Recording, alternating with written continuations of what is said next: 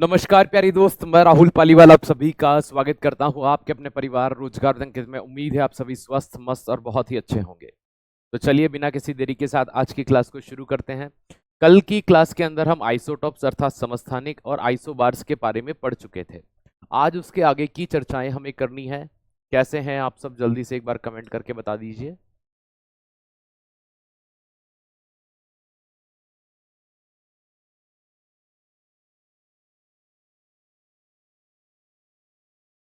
KMnO4 में manganese की ऑक्सीकरण संख्या समझा दी बेटा। ऑक्सीकरण संख्या में निकालना बताऊंगा, आपका टॉपिक रहेगा ऑक्सीकरण और अपचयन। ठीक है, तो वो निकालना हम सिखाएंगे, अभी वो टॉपिक आया नहीं है आपका, तो थोड़ा सा इंतजार करिए, बिल्कुल आपको पढ़ाएंगे। ठीक है,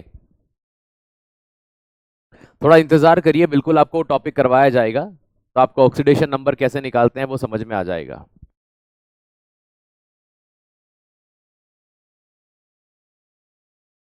चलिए,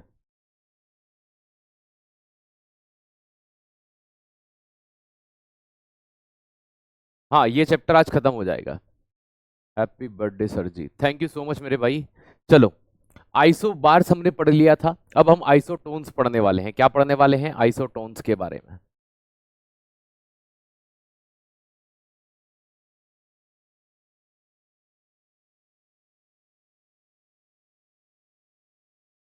सम न्यूट्रॉनिक के बारे में पढ़ने वाले हैं हम लोग, आइसोटोन्स के बारे में पढ़ने वाले हैं।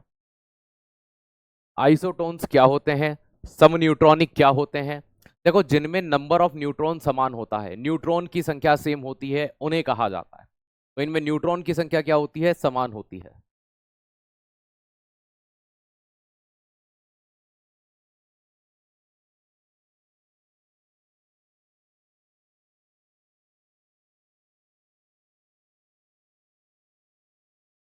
तो जिनमें न्यूट्रॉन की संख्या समान हो,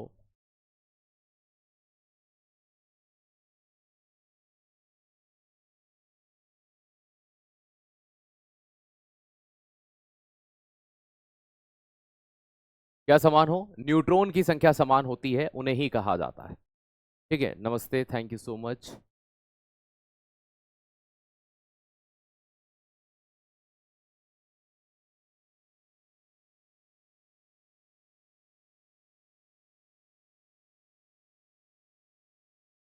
ठीक है, फॉर द एग्जाम्पल समझिएगा, मैं आपको समझाने का प्रयास करता हूं कि कैसे। जैसे कि आप हाइड्रोजन का 1H3 वाला आइसोटॉप लेते हैं और आप इधर से हीलियम लेते हैं। अब देखो, दोनों ही एलिमेंट यहां पर अलग अलग हैं आपके,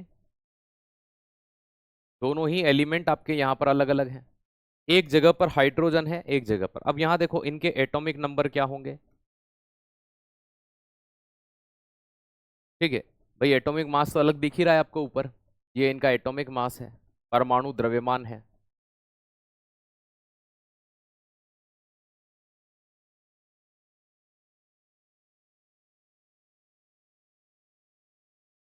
क्या है दोस्त? परमाणु द्रव्यमान है। अब बात करते हैं एटॉमिक नंबर। भाई एटॉमिक नंबर इसका तो 1 है और इसका 2 है। अब इनमें प्रोटॉन की संख्या की बात की जाए तो जो परमाणु क्रमांक होते हैं वही इनकी संख्या होती है। इलेक्ट्रॉन की संख्या की बात करेंगे तो वो भी इसी तरह से हो जाएंगे, 1 और 2। लेकिन इनमें न्यूट्रॉन की संख्या जो होगी, वो न्यूट्रॉन की संख्या कैसी होगी? इन दोनों का अंतर कितना है दोस्त? इन दोनों का अंतर 2 है, और इन दोनों का अंतर भी कितना है? 2 है। मतलब आप यहां पर अगर देख पाए तो यहां पर भी आपका 2 आया, यहां पर भी आपका 2 आया। अर्थात हमें यहां से ये पता चल गया कि ये जो डिफरेंस यहां पर हमें दिखाई दे रहा है, ये जो अंतर हमें यहां पर दिखाई दे रहा है, और ये जो दो दो एक समान नंबर्स निकल के आए, तो प्यारी दोस्त याद रखिएगा, है ना, ये क्या हो गए? ये प्यारी दोस्त क्या कहलाए? ये प्यारी दोस्त क्या कहलाए? है ना, ये न्यूट्रॉन की संख्या इनमें समान हो गई, तो ये आइसोटोन्स या सम न्यूट्रॉनिक कहलाए। आइए मैं आपको एक एग्जांपल और देता हूं जिससे आपको समझ में आए। आप यहां पर एक, जो आपकी एग्जाम्स में पूछा जाता है उसको ले लेते हैं, कार्बन, नाइट्रोजन और ऑक्सीजन। इसका एटॉमिक नंबर 6 होता है, इसका 7 होता है, इसका 8 होता है। इसका परमाणु द्रव्यमान 14 है, इसका परमाणु द्रव्यमान 15 है, और इसका परमाणु द्रव्यमान 16 है। अब यहां देखो, इन सभी में तत्व अलग, एटॉमिक नंबर अलग, प्रोटॉन अलग, है ना, इलेक्ट्रॉन अलग, लेकिन इन दोनों के बीच कितने का अंतर है कि सर 8 का अंतर है। 15 और 7 के बीच में कितने का अंतर है कि सर 8 का अंतर है। और 16 और 8 के बीच में कितने का अंतर है, तो 8 का अंतर है। तो इन तीनों जगह पर जो आपका न्यूट्रॉन था, उस न्यूट्रॉन की संख्या यहां पर भी 8, यहां पर भी 8 और यहां पर भी 8 देखने को मिली। मतलब तीनों जगह पर 8-8 आपको संख्याएं देखने को मिली। ठीक है, थैंक यू सो मच मेरे भाई, बहुत बहुत धन्यवाद आपको। ठीक है, बहुत बहुत धन्यवाद। ठीक है, तो दोस्त याद रखिएगा, ये तीनों जगह पर संख्याओं का समान होना, है ना, न्यूट्रॉन की संख्या का समान होना, ये इस बात को दर्शाता है, ये इस बात को बताता है कि इनमें न्यूट्रॉन की संख्या जो थी वो सेम थी। चलिए, इसके बाद एक थोड़ा सा आता है ना, जो आपको समझने में कठिन लगेगा, है ना, लेकिन मैं आपको समझाने की पूरी कोशिश करूंगा। चलिए,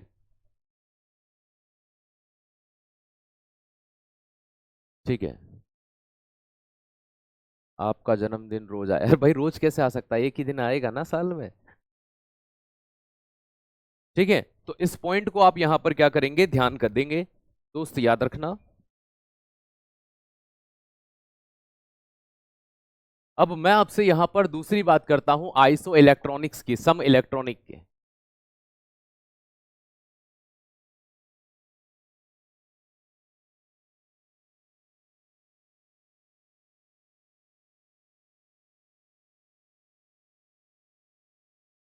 आइसो इलेक्ट्रॉनिक की, सम इलेक्ट्रॉनिक की हम यहां पर बात करते हैं। तो ये क्या चीज होती है भाई। अब देखो दोस्त, है ना, अगर हम बात करते हैं सम इलेक्ट्रॉनिक के, तो यहां पर दो सीधी सी बात है, जैसे हमने पहले क्या पढ़ा था, सम न्यूट्रॉनिक, जहां न्यूट्रॉन की संख्या समान थी। अब यहां पर सम इलेक्ट्रॉनिक आ गया। ठीक है, ये चीज ध्यान रखिएगा। तो यहां इलेक्ट्रॉन की संख्या समान होती है।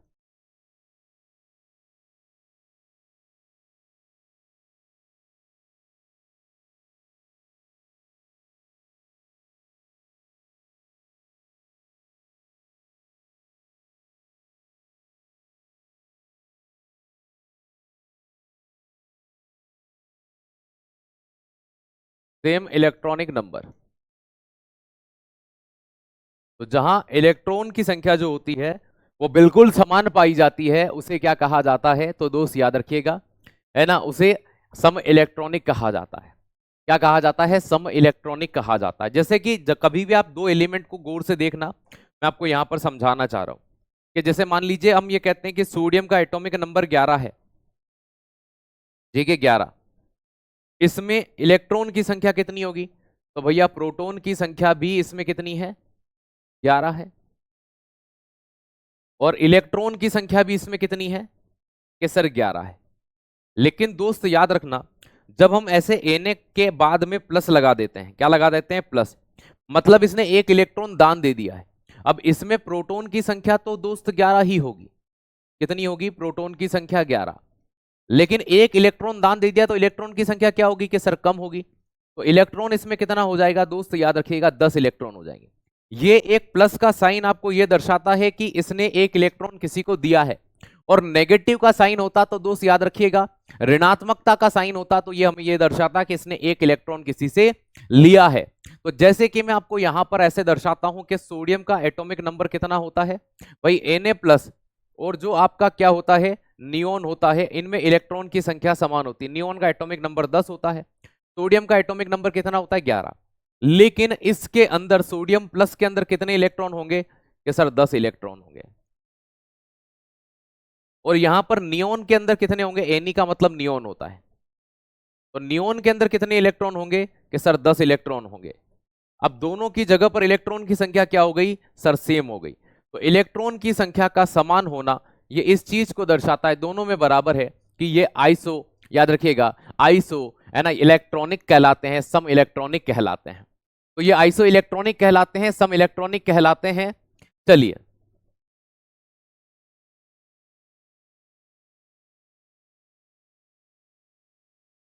नमस्ते, बहुत बहुत धन्यवाद। आप कहाँ से हैं, मध्य प्रदेश में उज्जैन शहर का नाम आपने सुना होगा, मैं वहीं से बिलोंग करता हूँ। आइए, अब ये यहां पर कंप्लीट हो जाते हैं। अब आपने एक परमाणुकता, द्विपरमाणुकता क्या होती है, ये भी मैंने आपको पढ़ा दिया था। हम बात करते हैं अब एटॉमिक मॉडल के ऊपर। किसके बारे में बात करते हैं? इलेक्ट्रॉनिक कक्षा। बेटा सब चीज की एक आप है ना आगे की चीजें पहले मांगने लग जाते हो। बिहार से हो ना, यहाँ कुछ भी संभव है। आप बिहार से हो ना, यहाँ कुछ भी संभव है भैया। पुरानी चीजें पहले कराई जाए, पहले वाली बाद में कराई जाए। हिंदी में लिखिए बेटा।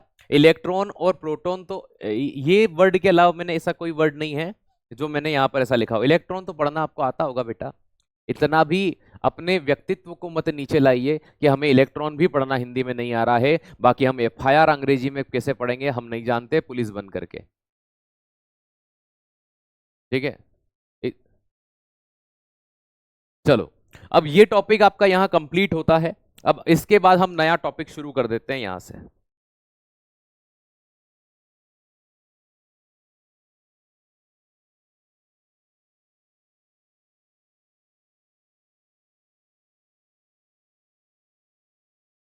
न्यू टॉपिक है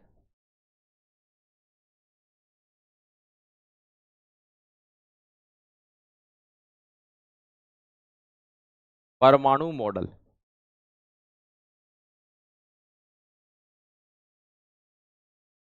एटॉमिक मॉडल की बात करते हैं, परमाणु मॉडल्स की बात करते हैं, किस तरह के होते हैं, क्या होते हैं। ठीक है। तो देखो, एक डॉल्टन का परमाणु मॉडल तो हमने सबसे पहले पढ़ लिया। डॉल्टन का परमाणु सिद्धांत उन्होंने क्या कहा। तो यहां पर जिन व्यक्तियों ने एटॉमिक मॉडल दिए, मैं उनके बारे में थोड़ा सा आपको बता देता हूं। सबसे पहले हम डॉल्टन साहब की बात करते हैं। ठीक है, डॉल्टन का परमाणु सिद्धांत हमने पढ़ लिया।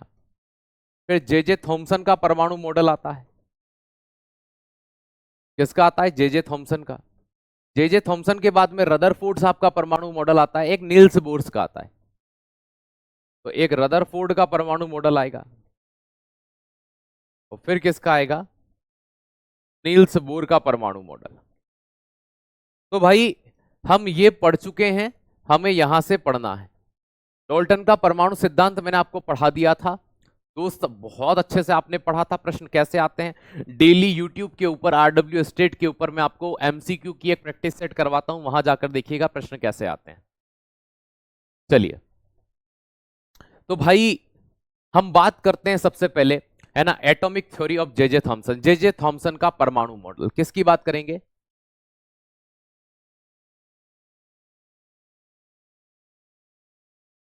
जे जे थॉमसन का परमाणु मॉडल।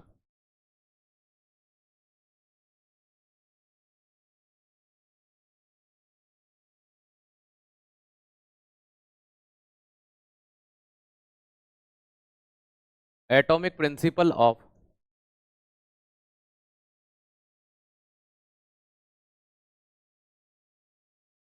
जे जे थॉमसन।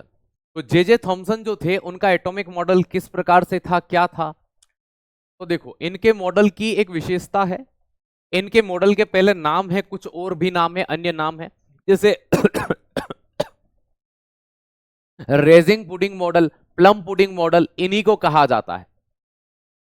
तो इस मॉडल के अन्य नाम क्या क्या हैं?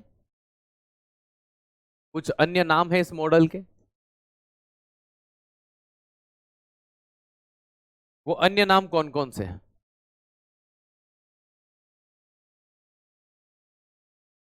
तो plum pudding model,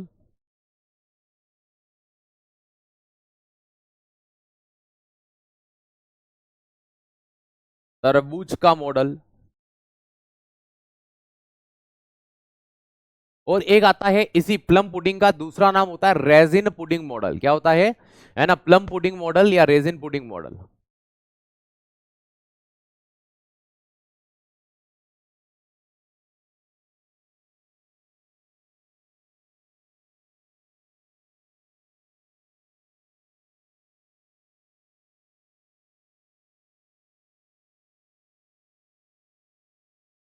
resin pudding model.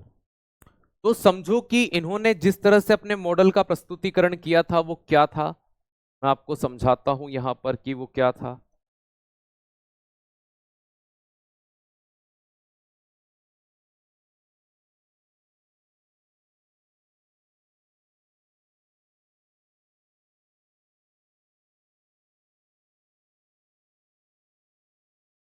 जैसे ये तरबूज है, हम इसको काट देते हैं, तो इस तरबूज में बीज पाए जाते हैं इस तरह के। तो इस तरबूज के अंदर ये जो रेड वाला पार्ट है ना, ये धनात्मक भाग कहलाता है, पॉजिटिव पार्ट। और ये जो ब्लैक ब्लैक बीज अंदर दिखाई दे रहे थे, ये ऋणात्मक भाग कहलाता है,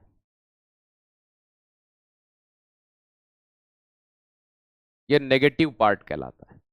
इसी तरह से इन्होंने क्रिसमस के आसपास में केक बनता है ना, एक केक बनता है,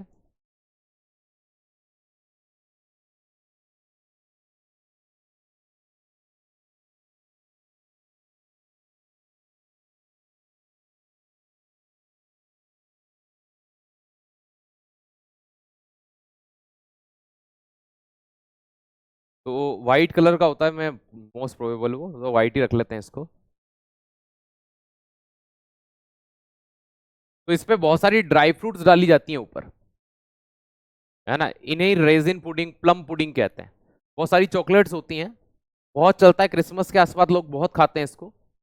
तो ये जो व्हाइट वाला पार्ट था ना इसमें, ये कहलाया धनात्मक भाग। क्या कहलाया? धनात्मक भाग,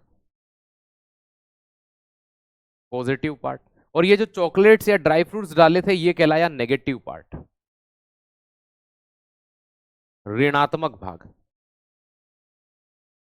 अब भाई मैं आपको समझाता हूं कि हुआ क्या था। ठीक है, पढ़ने में मन नहीं लगता, छोड़ दो, है ना, ठीक है, जिस काम में लगता है वो करो, ठीक है, क्योंकि पढ़ने से क्या हो जाएगा, एक नौकरी लग जाएगी, है ना, घर वाले आपके थोड़े से सुखी हो जाएंगे। लेकिन आपकी इच्छा की हो रही है क्या? नहीं हो रहा ना, छोड़ दो पढ़ना। आपकी इच्छा काई में होता है भैया? ठीक है, एक है ना कि भाई मौज मस्ती करने में, घूमने फिरने में, दोस्तों के साथ। तो अपने पिताजी अंबानी है, अरबों खरबों छोड़ गए अपने पीछे, अपने काम करने की जरूरत क्या है? ठीक है, नहीं तो अपने पास 100-200 बीघा जमीन होगी, अपने पूरे जीवन काल में 50-100 बीघा बेच भी दी तो भी 100 बच जाएगी आने वाले के लिए। तो दोस्त ये चीज ध्यान रखिए, अपन कई छोटे मोटे घर से थोड़ी अपन को नौकरी करेंगे, कहीं अपन तैयारी करेंगे, अपन पढ़ेंगे, अपन है भाई अच्छे हाई फाई घर से हैं, क्यों करेंगे भाई नौकरी अपन? है तो पढ़ने का मन नहीं होता, मत करो भाई, अपने बाप दादा इतना छोड़ गए हैं, आय को करना है परेशान होना फालतू? नहीं करना, ठीक है। बाकी जितने भी बच्चे ऐसे हैं जो मिडिल क्लास से हैं, है ना, जितनी मैंने अभी शब्द कहे जिनके पास ये सुविधाएं नहीं है, तो बेटा एक चीज याद रखना कि जिसने जीवन में हमें परेशान किया है, जिस चीज ने जीवन में हमें परेशान किया है, वो हमारे बदलाव के लिए जरूरी है।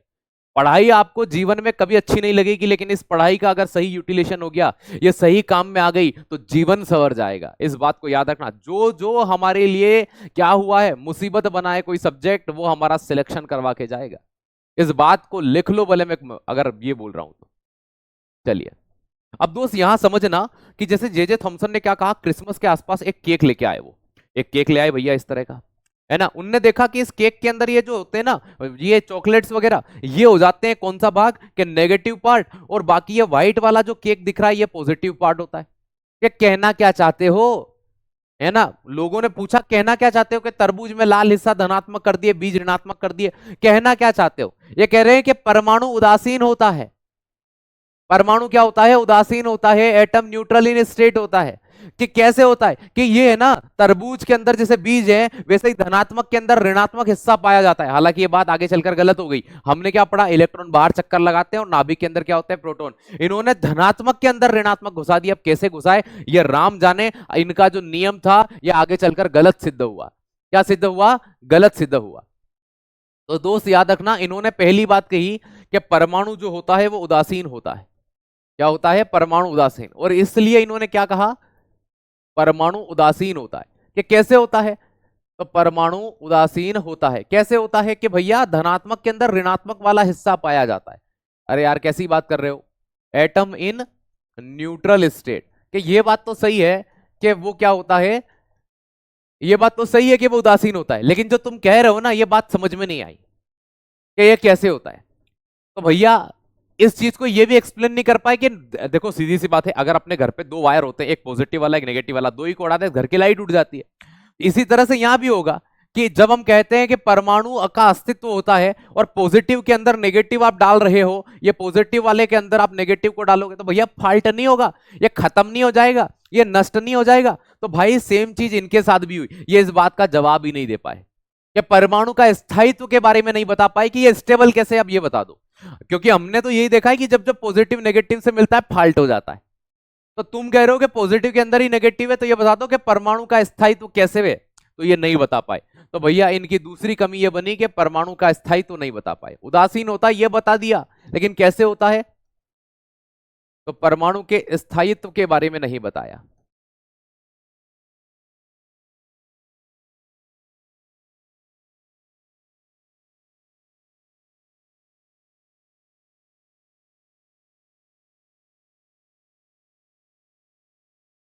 तो परमाणु के स्थायित्व के बारे में कोई जानकारी नहीं थी इन्हें, ठीक है। इट्स नॉट फाउंड, याद रखिए क्या बोला, परमाणु के स्थायित्व के बारे में नहीं बता पाए, है ना। It's not clear to stability of atom.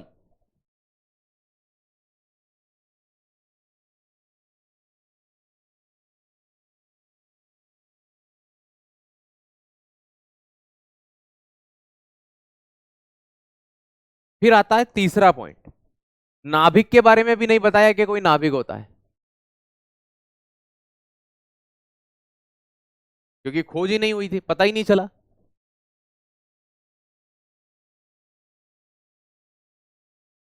तो न्यूक्लियस के बारे में भी इन्होंने कोई जानकारी प्रोवाइड नहीं की, तो नॉट फाउंड न्यूक्लियस।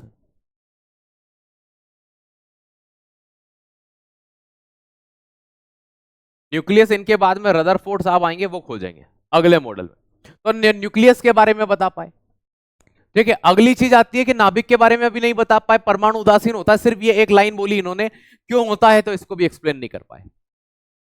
और एक और चीज तो इन्होंने ऐसी खतरनाक बोल दी कि जो आज तक हजम नहीं हो रही है, परमाणु का द्रव्यमान सर्वत्र एक समान होता है। नाभिक का मतलब क्या होता है, न्यूक्लियस होता है अंग्रेजी में।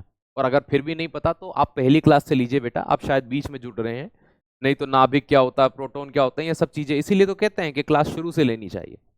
तो ये चीज ध्यान रखिएगा कि परमाणु का द्रव्यमान मतलब समस्त रूप से एक समान होता है। तो परमाणु का द्रव्यमान सर्वत्र एक समान होता है।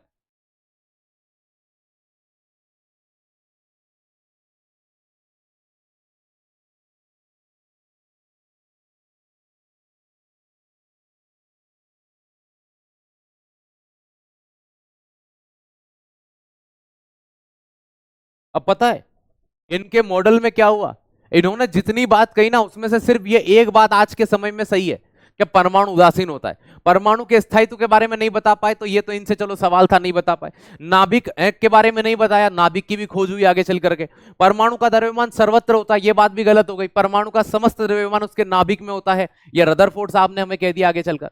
तो जब इतनी चीजों के बारे में हमें पता चला कि ये ऐसे होता है, तो भाई साहब आपने मॉडल क्यों दिया, हमें तो यही समझ में नहीं आता। तो ये प्रश्न अगर पूछे कि परमाणु उदासीन होता है, ये किसके मॉडल में बताया गया, तो जे थॉमसन के परमाणु मॉडल में। इन्होंने अपने मॉडल के लिए किसका उपयोग किया था, केक का, जिसे plum pudding model, plum pudding cake या प्लम पुडिंग मॉडल कहते हैं। तरबूज का मॉडल भी कहते हैं, प्लम पुडिंग मॉडल या रेजिन पुडिंग। रेजिन भी वो होती है एक तरह से अपन डालते हैं ना, क्या बोलते हैं उसको यार अपने यहाँ पे, वो पान में डालते हैं, गुलाब पत्री जैसी इस टाइप की होती है, तो उसको डाला जाता है। तो यही ये जे थॉमसन साहब जो थे, इनका मॉडल जो था वो तो भैया लोग, इनने दिया मॉडल, लोगों ने फिर बता पूछा कि भाई ऐसा क्यों होता है, ऐसा क्यों होता है, तो क्लियर नहीं कर पाए। और क्लियर नहीं कर पाए तो मतलब सीधी सी बात है भैया आपको जाना पड़ेगा। तो भाई ये चीज यहां पर क्लियर हो जाती है। अब इनके मॉडल की गलत फहमियों को देखा किसने, डोल्टन साहब ने तो ज्यादा कुछ बताया था नहीं, फिर भी परमाणु के बारे में बहुत कुछ बताया। जे थॉमसन साहब ये बता गए कि उदासीन होता है, लेकिन क्यों होता है ये नहीं बता पाए। फिर आते हैं रदरफोर्ड साहब।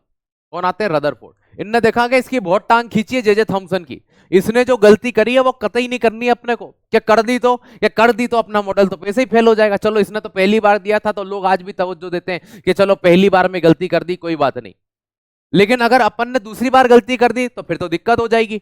तो फिर आते हैं रदरफोर्ड। कौन आते हैं, अरे बेटा डाल्टन ने बताया था, अरे बेटा परमाणु उदासीन होता है, न्यूट्रल होता है, ठीक है। ये डाल्टन ने भले कहा हो, लेकिन सिद्ध करने का जो प्रयास है मॉडल के थ्रू वो किसने किया था, ठीक है। पॉजिटिव आयन होता है, नेगेटिव कह देना एक अलग बात होती है, और उस चीज को प्रूव करने के लिए एक मॉडल को देना अलग बात होती है। देखो मैं आपको एक एग्जांपल देता हूं, हम नौकरियां देंगे साहब, ये घोषणा कर दी और चले गए, ठीक है। फिर अगली गवर्नमेंट आती है, एक साल के बाद में नई गवर्नमेंट आती है, वो आपके लिए 1000 पद की भर्ती, 2000 पद की भर्ती, वो तो पहले बोल के गए थे इसलिए आई ना। अरे भाई साहब कौन गवर्नमेंट बदली है पहले ये देखो, आदमी बदल गए, क्या यहाँ पे डोल्टन ही है कि सर नहीं है, जे थॉमसन है ना। तो भाई ये इसने बोला है तो इसके बारे में पढ़ना पड़ेगा, आई बात समझ में। चलो हम मॉडल पढ़ रहे हैं यार। नंबर 2 पर गवर्नमेंट बदल गई है, डॉल्टन साहब गए, है ना। अब पढ़ते हैं रदरफोर्ड का परमाणु मॉडल। ठीक है, तो एटॉमिक मॉडल ऑफ रदरफोर्ड, तो है ना, याद रखिएगा।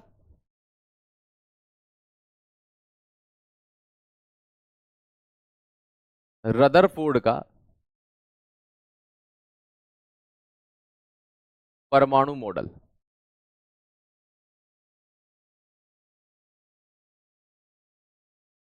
एटॉमिक मॉडल ऑफ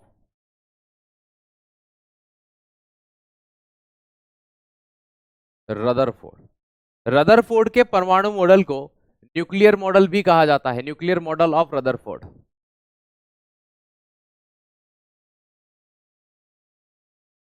क्या कहा जाता है दोस्त, याद रखिएगा। ठीक है, रदरफोर्ड का नाभिकीय सिद्धांत, क्या कहते हैं इसको, तो इसी का एक नाम और है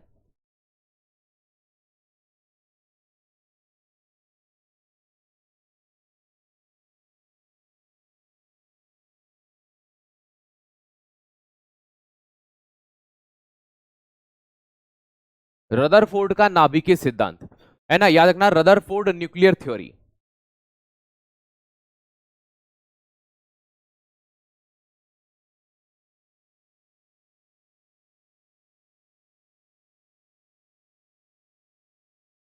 जिंदगी में अगर कोई चीज चाहिए तो दोस्त याद रखिएगा, ठीक है, जिंदगी में अगर कोई चीज आपको चाहिए तो सिद्धांत में ऊपर ना लगाइए। आधा ना का मतलब वही होता है बेटा, थोड़ा हिंदी पढ़ लो पहले, इंग्लिश प्लीज। ठीक है, काई की इंग्लिश लिखनी बेटा, इसकी अंग्रेजी ये लिखी, इसकी अंग्रेजी और लिखी, और काई की अंग्रेजी चाहिए।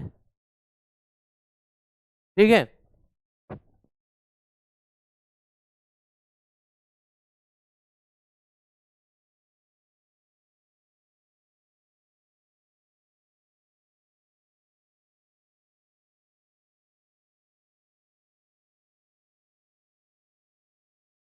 बेटा जो ब बनता है ना वो ऐसा बनता है, और मैं न लिखता हूं तो स्पीड में वो वहीं जाएगा। ठीक है, तो ब ऐसा होता है, न ऐसा होता है, पहले तो देख लो उसको, वो न ही है। अगर ब बनता तो इस लाइन पे आके टच होता है, तो पहले तो ये देखो कि ब यहाँ के टच होता है, न जो होता है वो यहीं रहता है। चलो आओ इधर। रदरफोर्ड साहब ने सबसे एक मेन काम किया, इन्होंने जे थॉमसन की गलतियों से सीखा, और सीख करके बहुत सारी चीजों का प्रयास किया। सबसे पहला काम इन्होंने क्या किया, इन्होंने जो एटम होता है, जो परमाणु होता है, जिसे जिसको हम देखते हैं, है ना, देखते हुए आ रहे हैं,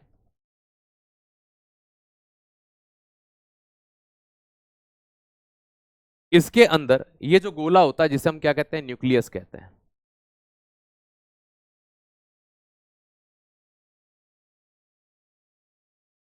नाभिक कहते हैं। तो ये नाभिक की खोज की इन्होंने। ये एटम होता है, परमाणु होता है। अब इसके अंदर यहां पर प्रोटॉन आएगा, न्यूट्रॉन आएंगे, और इलेक्ट्रॉन बाहर की ओर में चक्कर लगाते हैं। इन भाई साहब ने बड़ा फोकस किया है पॉजिटिव और नेगेटिव के ऊपर। इन्होंने सबसे पहली चीज रदरफोर्ड ने क्या करा, तो रदरफोर्ड जो काम करते हैं उसमें नाभिक की खोज की।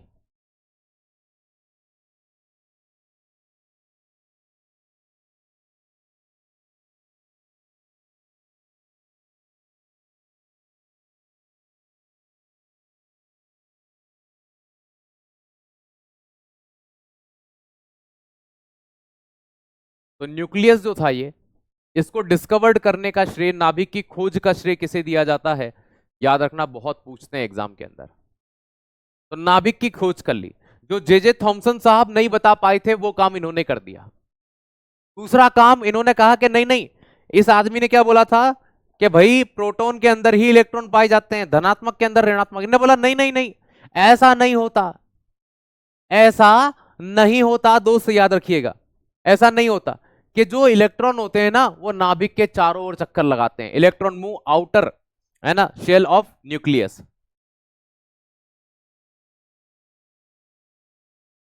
नाभिक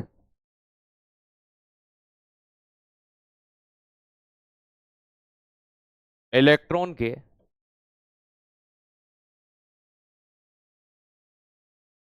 चारों ओर चक्कर लगाते हैं।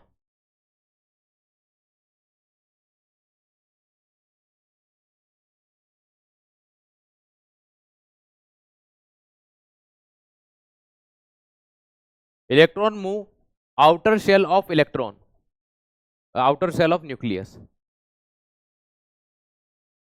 तो नाभिक के चारों ओर चक्कर कौन लगाते हैं? इलेक्ट्रॉन। ये चीज इन्होंने बता दी साहब, ठीक है। अब जब इन्होंने नाभिक की खोज की, न्यूक्लियस के बारे में जब इतनी जानकारी देने की काम किया, तो दोस्त याद रखिएगा, है ना, अब ऐसी कंडीशन में क्या चीज सामने आई?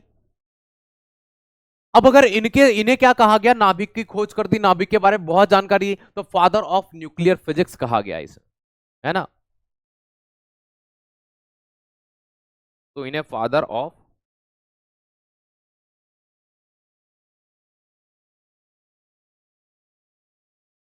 न्यूक्लियर फिजिक्स के तौर पर जाना गया।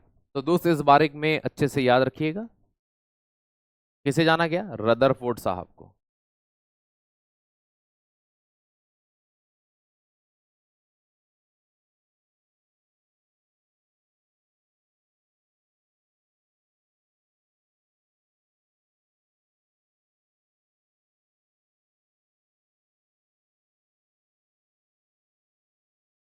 नाभिकीय भौतिक विज्ञान के जनक के रूप में हम किसे जानते हैं? रदरफोर्ड साहब को जानते हैं। अब हमने रदरफोर्ड साहब के बारे में कुछ पॉइंट तो पढ़ लिए, लेकिन इन्होंने क्या किया था? ऐसा कौन सा मॉडल लिया था, क्या किया था? तो भाई साहब एक चीज ये तो समझ में आती है ना कि इन्हें किया क्या। तो इन्होंने क्या किया? गोल्ड फॉइल का उपयोग किया। आइए देखते हैं और समझते हैं इनके मॉडल के बारे में। इन्होंने क्या करा कि एक सोने की पतली पन्नी इस तरह से ली, गोल्ड फॉइल को लिया। किसको लिया? गोल्ड फॉइल को। इस तरह से समझिए,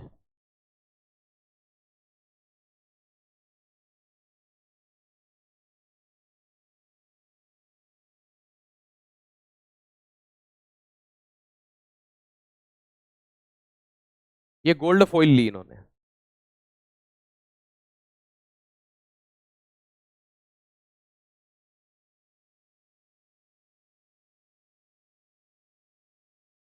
सोने की पतली पन्नी,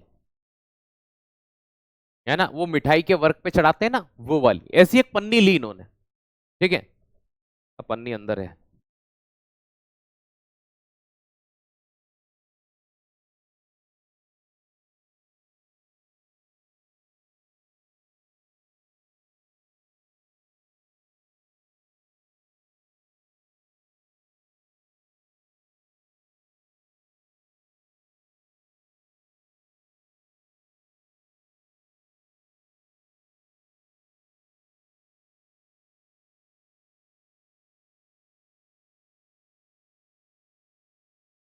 ये अब इस पन्नी पर यहां से कुछ किरणों को भेजा कि तुम जाओ साहब। कि हम क्यों जाएंगे? जाना तुमको ही पड़ेगा।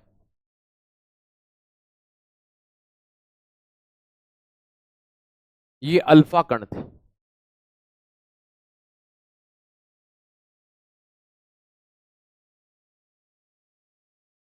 तो इन अल्फा कणों की बौछार कराई जाती है किसके ऊपर? इस गोल्ड फॉइल के ऊपर। अब भैया ये देखते हैं कि कुछ पार्टिकल तो क्या करते हैं कि भाई ऐसे जाते हैं और यहां से ऐसे टकरा के आ जाते हैं। भैया ऐसे टकरा के आ जाते हैं, कुछ यहां से ऐसे टेढ़े बाहर निकल जाते हैं, और कुछ यहां से सीधे निकल जाते हैं इस तरह से। तो जब इन्होंने ये चीज देखी कि यार कुछ जा रहे हैं, कुछ अपनी जगह से वापस उसी डायरेक्शन में लौट के भी आ रहे हैं, तो ऐसा क्या है यहां पर? तो इन्होंने देखा कि जब वापस कोई एक ऐसी वस्तु थी जहां से टकरा करके उसी डायरेक्शन में आ गया, मतलब यहां नाभिक है। अगर वो टकरा करके वापस आना उसी जगह से, ये उस चीज को दर्शा रहा है कि वहां कुछ है। और वहां क्या था? तो नाभिक था। तो इनने रेडियो एक्टिव किरणों को और किसमें से उत्पन्न किया था? इन अल्फा कणों को। तो याद रखना, इन अल्फा कणों को कहां से उत्पन्न किया था? हीलियम से उत्पन्न किया।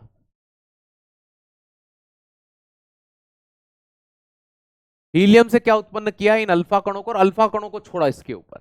तो यहां पे आपसे सर हमको यहां पे इतना समझ में नहीं आ रहा है। तो ये जो रदरफोर्ड साहब है, यहां से और क्या प्रश्न बनते हैं? ये बनते हैं कि इन्होंने अपने मॉडल में किन कणों का उपयोग किया। तो याद रखना, इन्होंने पहला पॉइंट अल्फा कण का प्रयोग किया।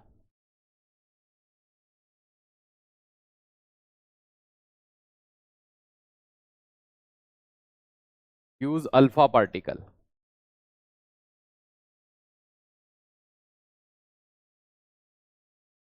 तो इन्होंने अल्फा कणों का उपयोग किया। किसका किया? अल्फा कणों का उपयोग किया। किसके ऊपर किया, कौन सी धातु, तो याद रखना गोल्ड फॉइल।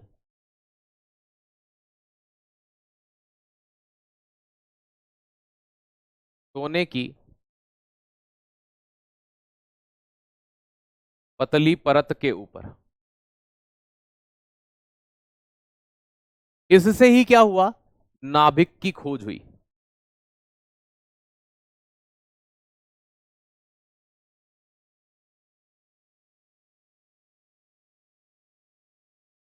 न्यूक्लियस डिस्कवर्ड हुआ।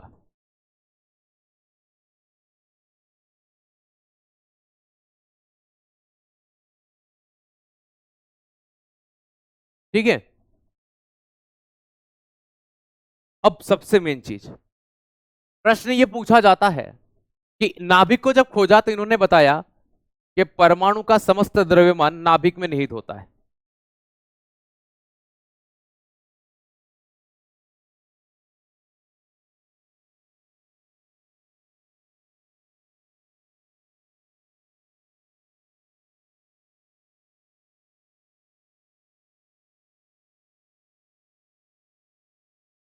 कहां होता है, नाभिक में होता है।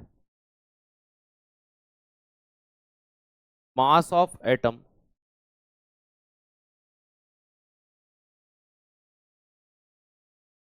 Present in nucleus. तो नाभिक का जो, याद रखना, परमाणु का जो समस्त द्रव्यमान होता है वो कहां पर होता है, नाभिक में होता है। आज हम पढ़ते हैं ना परमाणु द्रव्यमान, प्रोटॉन प्लस इलेक्ट्रॉन की संख्या, ये सारी चीजें इन्होंने ही बताई। जबकि इन भाई साहब ने क्या बोला था, इन्होंने क्या बोला था, यहां देखना, इन्होंने परमाणु का द्रव्यमान सर्वत्र होता है, पूरे एटम का मास ही क्या होता है, एटम का मोलिकुलर मास होता है, परमाणु द्रव्यमान होता है। लेकिन ये चीज इन्होंने गलत कर दी, नाभिक के बारे में नहीं बता पाए, रदरफोर्ड ने बता दिया। स्थायित्व के बारे में नहीं बताया, इन्होंने बोला नहीं साहब, ये आदमी जो बोल रहा ना कि इलेक्ट्रॉन के अंदर, प्रोटॉन के अंदर इलेक्ट्रॉन घुसे होते, ऐसा नहीं होता, इलेक्ट्रॉन बाहर चक्कर लगाते वो अलग होता है। इस लाइन को बोलने से इनका मॉडल काफी हद तक बच गया। अगर ये भी इनकी तरह गलती कर देते तो दोस्त याद रखिएगा, है ना, फिर यहां पर भी क्या हो जाती, यहां पर भी एक प्रॉब्लम का हमें सामना करना पड़ता। तो दोस्त याद रखिएगा, यहां पर अगर हम देखते हैं तो ये चीज हमारे सामने आती है। क्या बोला हमने, नाभिक को खोजा, न्यूक्लियस को डिस्कवर किया, mass of atom, atom present in nucleus, तो न्यूक्लियस के अंदर ये जो था वो खोजा गया था, वो देखा गया था। चलिए,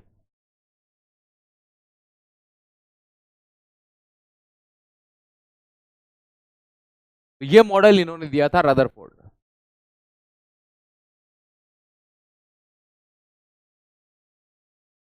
इन्होंने ही ये सिद्ध किया था कि परमाणु में खाली स्थान होता है।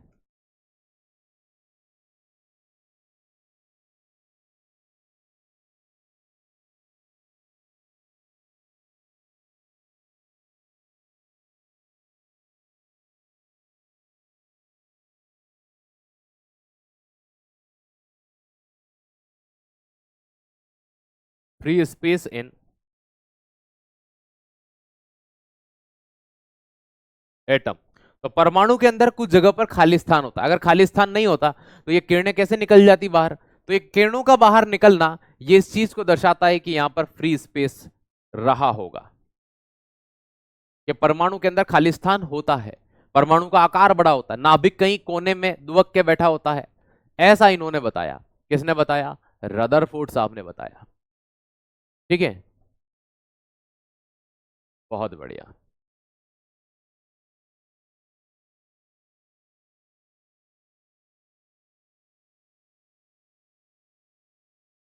चलिए, आज की क्लास में यहीं पर रोकूंगा। ठीक है, थैंक यू सो मच। इसके आगे भी मॉडल बाकी हैं। अब से थोड़ी सी मैं बात कर लेता हूँ। कुछ बच्चे नाराज हो रहे हैं, सर हम आपको कब से विश कर रहे हैं लेकिन आप जवाब नहीं। भाई मैं जवाब तो दे रहा हूँ, ठीक है, बोलिए क्या बोलना चाहते हैं। जीवन में अगर कुछ चाहिए तो इसके आगे नहीं बताए गुरुजी। देखो दोस्त, जीवन में अगर कुछ चाहिए तो सबसे पहली चीज की अपने जीवन में शांति लाइए। शांति का मतलब ये है कि लोग, आपने अपने आप को भी देखा होगा, आप बहुत सी बार ऐसी चीजों के जवाब भी देने लग जाते हैं जो आपको कभी नहीं देने चाहिए। सबसे पहले हम जब स्टूडेंट जीवन में होते हैं या हम स्ट्रगल कर रहे होते हैं तो हमें सबसे पहली चीज करनी होती है, हमें शांत रहना है। क्या करना है हमें, इंग्लिश में भी, बेटा मैं ब्लॉक कर दूंगा तुम्हें राहुल यहाँ से, ठीक है, क्योंकि एक लिमिट होती है, मर्यादा होती है। कौन सी चीज है, आप तो ये पूछो ना कि ये इंग्लिश समझ नहीं आई मुझे, तो मैं बताऊंगा। बाकी मैंने इसकी इंग्लिश ये रही, इसकी इंग्लिश भाई ये रही, इसकी ये रही, इसकी ये रही, इसकी ये रही, अब और कौन सी रह गई भाई। ठीक है, तो सबसे पहली चीज होती है कि शांत रहना। लोग कुछ भी कहें कोई दिक्कत नहीं, कहने दो। हमें अपना अपना जो है ना व्यक्तित्व वो खराब नहीं करना है। चलिए इसको हटा दो, अब ब्लॉक कर दो इसको। चलिए, थैंक यू सो मच। बहुत बहुत शुक्रिया आप सभी का जन्मदिन की शुभकामनाओं के लिए। प्रत्यक्ष या अप्रत्यक्ष रूप से जैसे भी आपने मुझे मेरे जन्मदिन की शुभकामनाएं प्रेषित की हैं, उसके लिए मैं आपका तहे दिल से आभारी हूँ। हाँ बेटा श्याम झा, आपका भी रिप्लाई करते हैं, आप बहुत अच्छा पढ़ाते हैं भैया, थैंक यू सो मच। हाँ, मॉक टेस्ट अभी आपका एक ही दिन हो रहा है। ठीक है।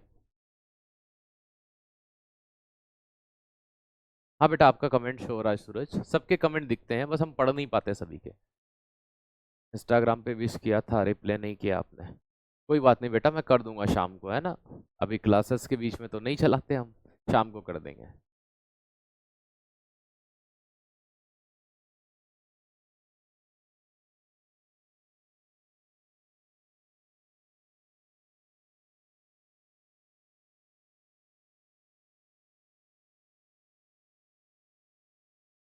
परमाणु कैसे भरे जाते हैं, कल की मंडे की जो क्लास होगी अब उसमें सीखेंगे आप परमाणु कैसे भरते हैं।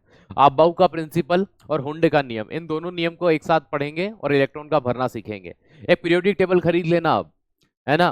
मेरा बर्थडे का गिफ्ट समझना, आप 5 रुपए की खरीद लेना आसपास से कहीं से, क्योंकि अब ये चीज आपको इजीली वहां पर मिलेगी, है ना, उसका काम आएगा। आप हाँ बेटा, आपका कमेंट दिख रहा है, थैंक यू सो मच। जय हिंद जय भारत, हम मिलेंगे बहुत जल्द, तब तक के लिए आप सभी स्वस्थ रहें, मस्त रहें। चलिए, बहुत ही बढ़िया, बहुत ही उम्दा।